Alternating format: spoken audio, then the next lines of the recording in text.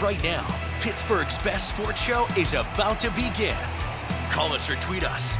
We've got things to talk about on the Ireland Contracting Nightly Sports Call. Good evening, everyone. This is Bob Pompeani with Andrew Fillipponi of 93.7 The Fan, and this is the Ireland Contracting Nightly Sports Call. You can call the hotline number and air your opinions. I'm sure you have a lot of them. 412-575-2600. Hit us up on Twitter at KDPomp, at the Pony Express. Well, it was a game that a lot of people thought the Steelers would take advantage of. Dallas yesterday did not have either of their terrific edge rushers, one of their top cornerbacks. They lost a couple of other guys as the game went on, and I realize the Steelers have their own injuries that they've been dealing with. But this was a home game, which I thought the Steelers would come out based on how they ended in Indianapolis, Pony, and it didn't trend that way at all. In fact, it was another one of these flat starts. I don't know how many times we've seen this in the first half of games, and even this year, when they won their first 3 games, their first halves were no good. If you look at the first half of all these 5 games, put them together, you'll see 2 touchdowns. That's it in the first half of games through 5 games. It's really unacceptable. It puts a lot of pressure on the defense, which didn't do any favors late in the game, too, because they ended up giving up 2 very long touchdown drives. Again, to a team that is one of the worst rushing teams, at least through 4 games in the NFL. Not a good night at the office. No, it wasn't. The defense is the highest paid defense in the entire league, okay? Yeah, the offense got off to a slow start, and that is a carryover from the Matt Canada administration. But the whole concept that Mike Tomlin came up with to win this year was predicated on having one of the best defenses in the NFL.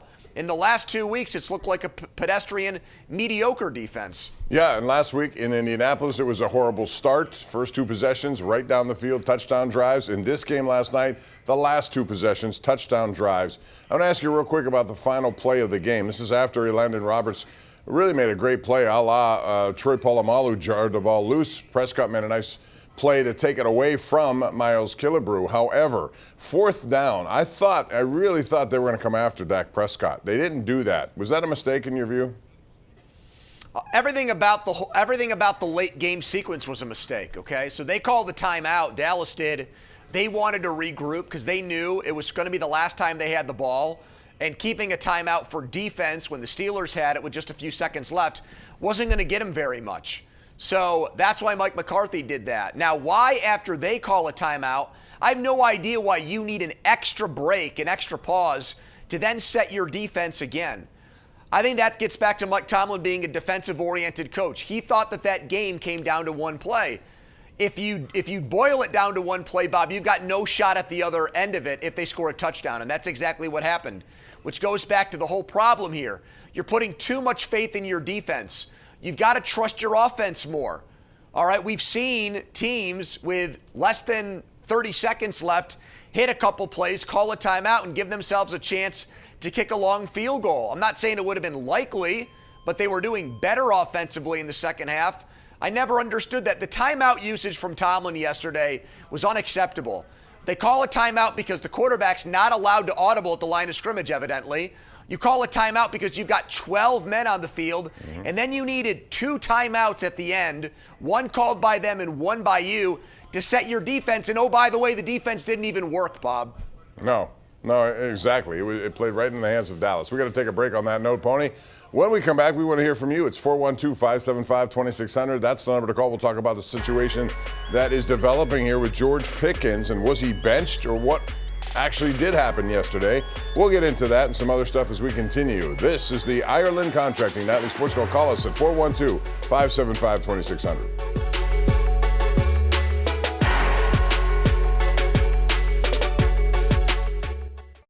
JMC Sierra tweet of the night comes from Pitt Athletics. Yes, Eli Holstein, first quarterback since Dan Marino to win his first 5 starts. They did it at North Carolina, where they hadn't won prior to Saturday, but they did at Kenan Stadium. So they're 5-0. They're ranked 22nd. Penn State's ranked number 4. And Pitt has a big game coming up against Cal. Cal had a big lead, 25-point lead in the second half against Miami last week, and they somehow blew that one as Cam Ward and company came back. So that'll be an interesting game, and who knows down the road what this means for Pitt in the ACC. Andrew, I want to talk about that later, but right now I still want to continue here about the Steelers. A lot of people want to talk about it. I have some questions for you, but we're going to take our number one Cochran Go One Better caller of the night right now, and I was hesitant to do this, but then I looked, you didn't have your wooden teeth in. It's Frank in Franklin Park. Go ahead, Frank.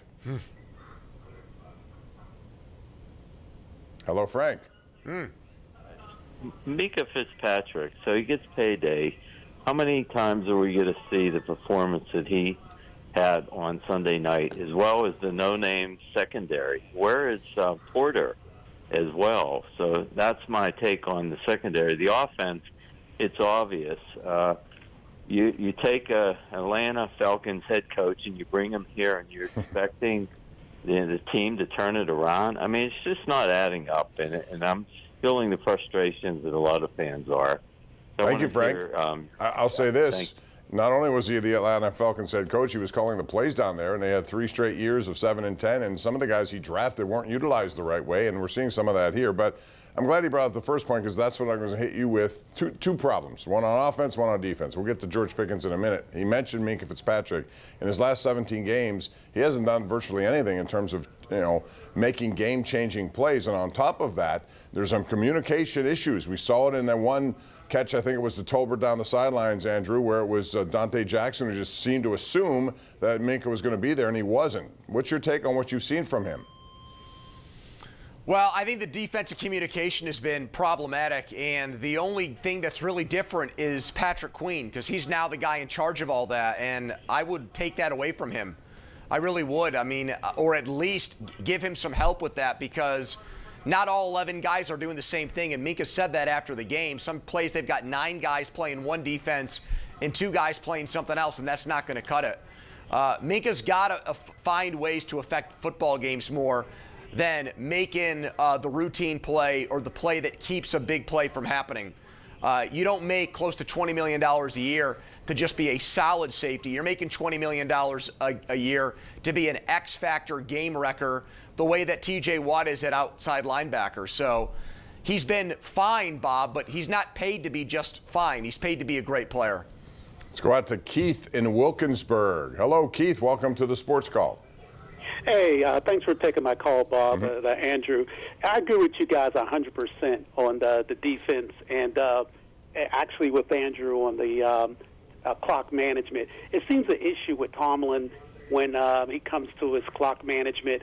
I think with that, having that extra time put to us at the end of the game would have made a big difference of giving them more time to march down the field and letting that offense just come down the field like that. That's just unacceptable. I mean, they just drove straight down the field. They didn't stop him for that one big play they had where he jumped over and the ball came out. Then he let the one guy get wide open where he just immediately caught the pass. I mean, it was just ridiculous. I think, and thank you for the call, Keith. Aside from that, you look at third down conversions. They take pride in this. Offense, not much at all, 13%, but they allowed Dallas on third down to come up with big plays. And this is a continuation of what we saw last week in Indianapolis. 9 of 15, I think, was the official total on that when it came to third down. So that defense has to be better in those situations. If you want to consider yourself to be a top-notch elite defense, you got to stop them. Now let's talk about George Pickens, because I didn't understand the explanation of snap management. Did you? It's a horrible look for the team. Yep. It's an embarrassing look. If you think I'm exaggerating and going overboard, you can shut my mic off, Bob. But come on now. What are we doing? What are we doing with that? I mean, he's the one guy who is expected to raise everybody around him, but he hasn't done it. And he says he's always open. He's really not always open, and most of it is because he's not running routes that will create separation. And if you don't do that as a wide receiver, you're never going to be open. Here's another one. This is a tweet we got from Ryan Zedek. He says it's pretty clear that Justin Fields, like Kenny Pickett, is not a franchise quarterback. I would say on that, not so fast. I am not going to shift, and I told Joe Starkey today on the Joe Show to me, I'm going to go with Fields again. Now, I may have Russell Wilson ready to go if need be, but I'm not going to just after one performance just say, okay, well, especially after last week in Indianapolis second half, I thought I saw a lot of good from him, and I want to see them allow him to do more things. It seems like this conservative play calling and the emphasis on not turning the ball over does affect certain guys in certain ways. I want to see what he can do if they have a much more aggressive game plan. I agree. I don't think we're going to see it. I think that Fields did, though, what Mike Tomlin asks him to do, and that is he didn't throw any interceptions. And when the game was on the line, he orchestrated a long touchdown drive. And then the defense blew it. But if the defense gets a stop there, we're saying, hey, Justin Fields did not play an A game, but he came through in the clutch. So off of that one game, I don't think a guy can lose his job. He shouldn't. He's got 5 passing touchdowns, 1 interception. You throw in the rushing touchdowns, Bob. It's an 8-to-1 ratio. I don't think a guy that's contributed to 8 touchdowns and only 1 turnover should lose his job. No, with a 3-2 record. There have been 5 fumbles, and some of them are very lucky that they recovered. He's got to cut that out. That has to get better. Absolutely. Let's go to Eric in Johnstown, who joins us right now. And by the way, you can see Mike Tomlin's press conference right here live tomorrow, noon at KDK Plus, and listen on 93.7 The Fan. Go ahead, Eric. How are you? Good, Bob. Thanks for taking my call. Sure. I want to go back to the Indianapolis game for a minute. To that decision Mike Tomlin made to go on our own 40-yard line on a 4th down and didn't make it. He basically handed Indianapolis 3 points there, and we had a shot of winning that game, and we had a shot to win this game last night. And I think Mike Tomlin gave 2 squandered opportunities last night with his typical mismanagement of time and mismanagement of timeouts and mismanagement of the run on the clock. And lost this game last night. And I blame a lot of reason we lost both these games is on Tomlin. Eric, I will tell you that I don't like the fact that it came down to the end of the game and he had 1 timeout left. Some of these timeouts are spent early in the half, and you want to save as many as possible if you can do that. Now, referring to the play you're talking about last night, Andrew, they did the tush push where there was Freiermuth pushing the tush. But they didn't do that. They went into shotgun in that one in Indianapolis, and that was the wrong play at the wrong time. I thought one of the worst plays last night was the 3rd and 8 play to Shampkin on the first drive, okay? Conservative. You've got the momentum offensively from the last game, and you're telling your quarterback and your offense, we don't trust you to try to get a first down here. We're going to play for an easier field goal. I mean, what's that all about? It's not the 4th quarter when you're down 3 and a field goal ties it and you're just trying to keep the game going. You've got the whole game ahead of you. And Bob, I just felt like that play call set a really bad tone for the entire night offensively. Yeah, I agree. They were, playing for the field goal. They had the field goal, but, you already have that. Try to extend it, driving it deeper, and try to score a touchdown. And I thought that play. And then I also, to be honest, I didn't understand why at their own 1-yard line, Najee Harris is not in the game. He's the one guy that you would have thought would be in there, for as many snaps as possible. And yet we're seeing Shampkin, we're seeing Ward. I was a little head-scratching on that one. It's so bizarre because for a while Mike Tomlin's MO as a coach was to only play 1 running back, and he did that with Najee Harris's rookie year. Now he's basically down to only 1 running back, and he's giving practice squad guys more opportunities over Najee Harris. And maybe the most concerning part of it, Bob, is when they run the ball, there's like no difference. Look at the yards per carry for Najee compared to the other dudes last night, and it was pretty much the same. No difference between a first-round pick and those guys. Yeah, that's a problem for sure, and it won't bode well for Najee Harris going into this offseason when the Steelers didn't pick up his 5th-year option. We got to take a break, come back. Michael and Beaver Falls will try to squeeze you in when we come back. This is the Ireland Contracting Nightly Sports Call. We're live on KDKA+.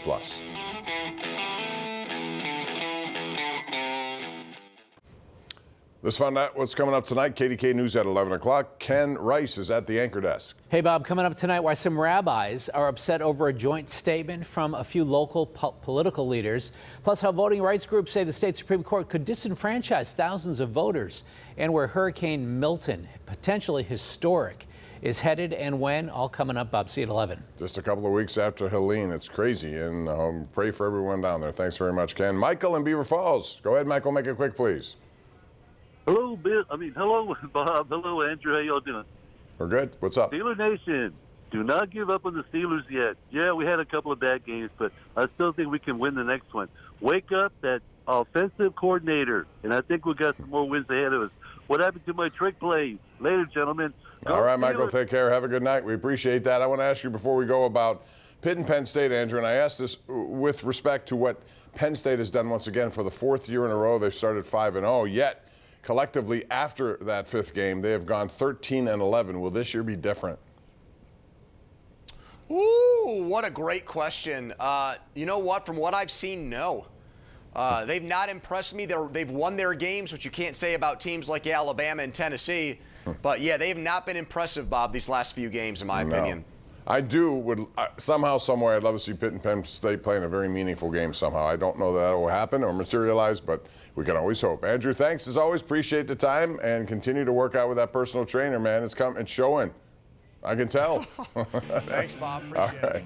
You have a good night. We'll talk to you guys tomorrow right here at 10:35. Good night.